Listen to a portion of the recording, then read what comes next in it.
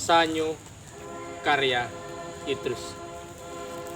Di bawah radio umum duduk seorang tukang kacang goreng, Kadir. Keranjangnya penuh dengan kacang panas dan kantongnya kosong dengan uang. Lampu minyak tanah di atas keranjang itu kecip-kecip, seperti lampu menara di tengah lautan.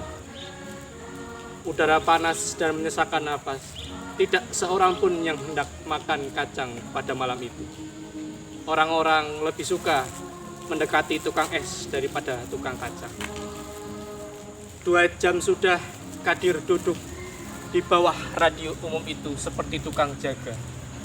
Mulutnya gatal hendak bicara. Hanya radio umum yang selalu bicara kepadanya tentang pecah sebagai ratna pengangkatan Sanyo. Tidak ada yang dapat dimengerti oleh Kadir. Seakan radio umum itu orang asing baginya. Orang asing yang datang jauh dari Pulau Jawa, pendek seperti orang kubu, namun buas seperti harimau. Perlahan-lahan Kadir mengeluarkan beberapa perkataan, seperti ada orang yang mendengarkan perkataan itu. Sanyo apa itu? San aku tahu, tiga yo. Kadir berpikir, tiba-tiba katanya. Apa perlunya berpikir? Jika kacangku tidak dibeli orang, mampuskah Sanyo itu? Kacangku tidak juga akan laku oleh karena itu. Seorang tukang es lilin mendekati Kadir. Topi tukang es itu lebar seperti Pak Tani. Celananya robek. Ia tidak berbaju. Badannya setengah putih, setengah hitam. Seperti bunga pada gaun yang dipakai orang pergi dansa. Pikir Kadir. Tentu es lilin akan bertambah enak dimakan jika melihat bunga cita itu.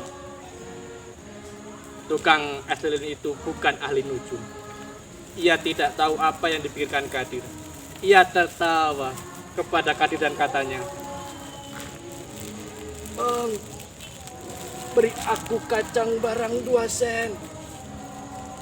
Lama Kadir melihat kepada tukang es lilin itu sambil mengejek.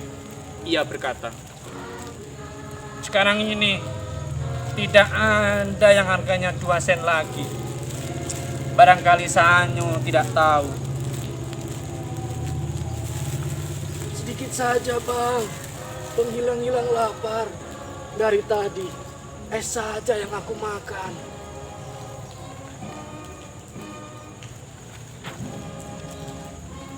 Kadir merasa kasihan.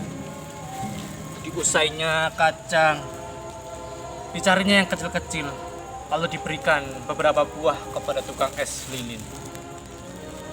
Tukang es lilin memberikan 2 helai uang kertas, kotor seperti arang. Satu demi satu kacang itu masuk ke mulut tukang es lilin. Dengan menyesal berkata, banyak yang tidak berisi bang. Tercengang Kadir menjawab, banyak, kan ku berikan tadi hanya 4 buah kepadamu.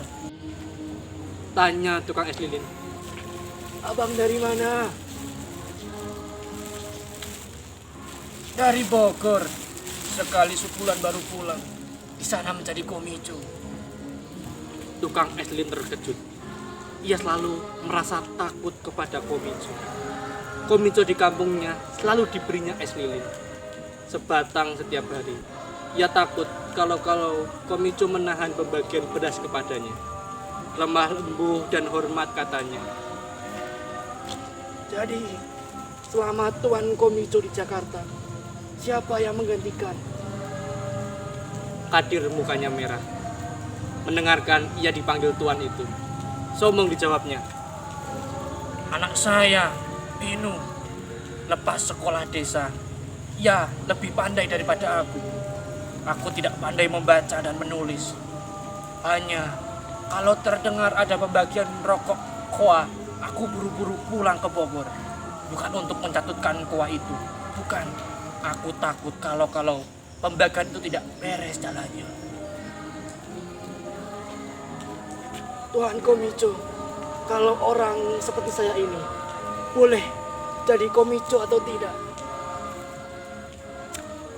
Kadir mengerutkan keningnya dengan suara seperti saiko ikan, katanya.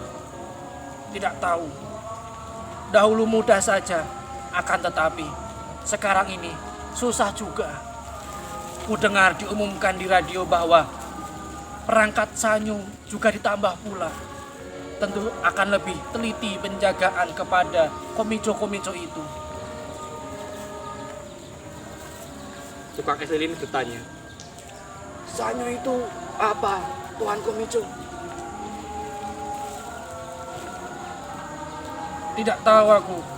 Orang sekarang memakai perkataan yang susah untuk pekerjaan tetek bengek. Seorang laki-laki mendekati mereka. Rambutnya kusut masai. Ia berbaju piyama dan bercelana dalam. Tampak pahanya kecil seperti batang padi. Katanya, beli 3 sen. Tukang es lilin mengambilkan sebatang es lilin dan diberikan kepada orang laki-laki itu. Marah kata orang laki-laki itu. Tolol, bukan es maksudku, kacang. Lambat-lambat Kadir menjawab. Hanya es yang berharga 3 sen, Tuan. Laki-laki itu marah lagi dan katanya, Mesti diberi. Engkau tahu, sanyu sudah ditambah sekarang. Nanti ku adukan. Kadir gemetar ketakutan. Dipilihnya yang kecil-kecil. Diberikan kepada laki-laki itu. Kadir memberanikan dirinya dan katanya, Tuan, kalau boleh saya bertanya, sanyu itu apa sebenarnya? Laki-laki itu membuka sebuah kacang dan katanya, sanyu itu tuan besar, orang Indonesia, kepalanya. Orang laki-laki itu membuka sebuah kacang lagi, namun tidak berisi. Dengan marah, dilemparkan kulit kacang itu kepada Kadir. Dan keras katanya, Seperti ini. Apa? orang laki-laki itu memberebut dan pergi. Kata Kadir kepada es lilin, dari sekarang aku mesti mengetahui arti sanyu. Dipertakutnya saja aku dengan perkataan itu. Siapa tahu sanyu itu orang biasa saja, tukang catut misalnya. Tukang es lilin itu memberengut dan pergi. Tukang es lilin mengeluh sambil melihat ke badannya. Sekarang ini serba susah. Badan kita seperti es lilin saja. Bertambah kecil juga. Akhirnya habis menjadi air. Dilempar orang. Jawab Kadir. Aku melihat dari jurusan lain. Kita sama dengan es lilin. Sama-sama digigit dan menghirup orang. Tukang es lilin menjawab. Banyak jalan kalau hendak pergi ke Langgar. Dari radio umum keluar bunyi musik. Sangka Kadir lagu Nippon. Tetapi di pertengahan lagu itu kedengaran suara ya jiwa. Kadir bertepuk dan katanya, ah enak ini, keroncong modern barangkali. Kadir dan tukang es lilin terkejut. Di mukanya sudah ada laki-laki pula. Kata laki-laki itu, kacang sebijis bang. Lekas tangan Kadir menjangkau sehelai kertas dan dibungkusnya kacang sebijis. Dengan gembira Kadir bertanya kepada laki-laki itu, Tuan, boleh saya bertanya sedikit? Laki-laki itu tercengang dan menjawab, boleh. Yang hendak saya tanyakan ini, Tuan, apa sanyu itu tukang catut? Laki-laki itu terkejut dan marah katanya. Apa katamu? Engkau jangan menghina Dai Nipon ya. Engkau tahu siapa ini? Mata-mata. Mari ikut ke kantor polisi. Jahanam.